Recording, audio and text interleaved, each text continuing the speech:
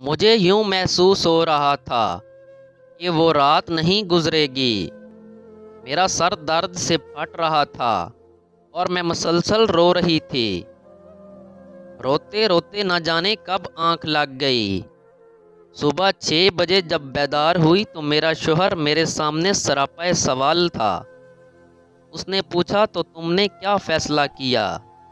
تمہارا جواب ہاں ہے یا نہیں؟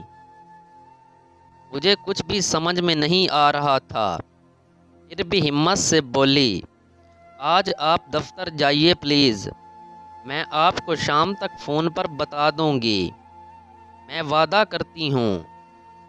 انہوں نے دھمکاتے ہوئے کہا، ٹھیک ہے، میں 4 بجے خود ہی تمہیں فون کروں گا۔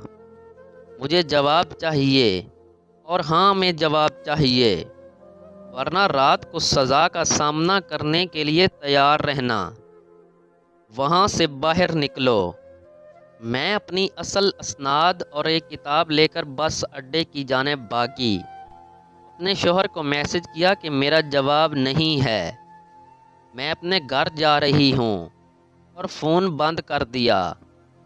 تھوڑی دیر بعد میں اپنے عزیزوں کے درمیان اپنے گھر میں تھی۔ میں نے شادی کے 2 ماہ بعد ہی اپنے شوہر کا گھر چھوڑ دیا۔ میرا شوہر ساحل، جسے میں شادی سے 3 سال پہلے گریجویشن میں ملی تھی، وہ بہت ہنس مکھ تھا۔ مجھے اس کا قریب رہنا پسند آتا تھا، اور پھر پیار ہو گیا۔ ہم گھومنے جاتے، فون پر گھنٹوں باتیں کرتے۔ زندگی ذرا زیادہ ہی مہربان نظر آ رہی تھی، لیکن یہ گلابی رومانس طویل عرصے تک نہیں رہا۔ رفتہ رفتہ میں نے محسوس کیا کہ یہ مساوات پر مبنی تعلق نہیں ہے جس کی مجھے خواہش تھی۔ یہ رشتہ ویسا ہی ہوتا جا رہا تھا جیسا میری والدہ اور والد کا تھا۔ فرق صرف یہ تھا کہ ماں کچھ نہیں کہتی اور میں خاموش نہیں رہ سکتی تھی۔ پاپا چھوٹی چھوٹی چیزوں پر ممی پر چیختے، ہاتھ اٹھاتے، ممی صرف روتی رہتی۔ ساحل سے اگر میری بحث ہوتی تو وہ دھکا مکی پر اتارتا اور زبردستی قریب آنے کی کوشش کرتا۔ میں منع کرتی تو چیختا چلاتا۔ ایک بار اس نے مجھ سے پوچھا، بتاؤ اگر میں کبھی تم پر ہاتھ اٹھاؤں تو؟ میں دنگ رہ گئی۔ بامشکل اپنے غصے پر قابو ڈالتے ہوئے بولی، میں اسی دن تم سے الگ ہو جاؤں گی۔ اس نے جھٹ سے کہا، اس کا مطلب تم مجھ سے محبت نہیں کرتی؟ پیار میں تو کوئی شرط نہیں ہونی چاہیے۔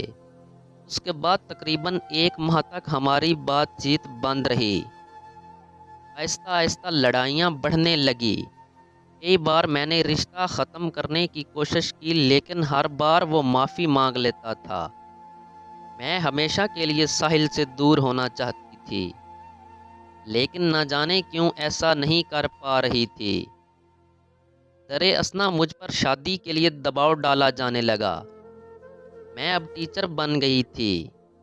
میں کلاس میں ہوتی اور میرے والدین کے فون آ جاتے، اور ہر بار فون پر ایک ہی بات ہوتی، شادی کے بارے میں کیا فیصلہ کیا؟ ساحل سے کر لو، اس سے نہیں کرنی تو ہماری پسند کے لڑکے سے کر لو، اپنی 2 چھوٹی بہنوں کے بارے میں بھی سوچو، وغیرہ وغیرہ۔ گھر میں کوئی بھی گڑبڑ ہوتی اسے میری شادی سے جوڑ دیا جاتا۔ ماں کی طبیعت اس لیے خراب ہوئی کیونکہ میں شادی نہیں کر رہی ہوں۔ پاپا کے کاروبار میں نقصان ہو رہا تھا کیونکہ میں شادی نہیں کر رہی تھی۔ میں اتنی پریشان ہو گئی کہ میں نے شادی کے لیے حامی بھر لی۔ اس کے بعد بھی میں تیار نہیں تھی، اور ساحل کے وعدے پر مجھے بھروسہ نہیں تھا کہ وہ کوئی ایسا کام نہیں کرے گا جس سے مجھے دکھ ہو۔ شادی کے بعد میرا خوف سچ ثابت ہونے لگا۔ ساحل مجھے کٹ پتلی کی طرح اپنے اشاروں پر نچانے لگا۔ مجھے شاعری کا شوق تھا۔ میں فیس بک پر اپنی نظمیں شیئر کرتی تھی۔ اس نے اس پر پابندی لگا دی۔ میں وہی لباس پہن سکتی تھی جو وہ چاہتا تھا۔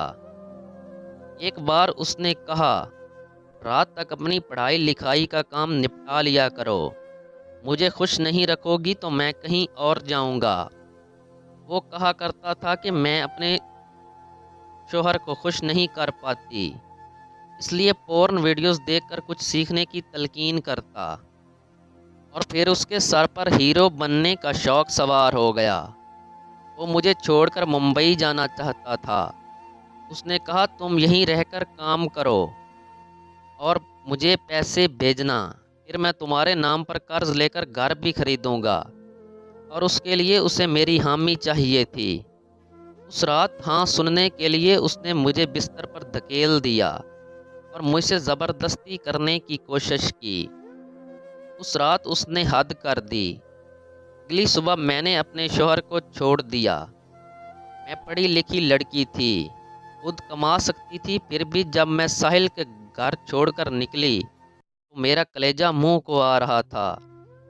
معاشرے کے ساتھ اپنے لوگوں کا بھی ڈر تھا، لیکن میرے سینے میں جمع درد اس خوف سے زیادہ تھا۔ میں اپنے والدین اور 2 بہنوں سے گری گھر پہنچی۔ میرے بال بکھرے ہوئے تھے اور رات بھر رونے سے میری آنکھیں سوجی ہوئی تھی۔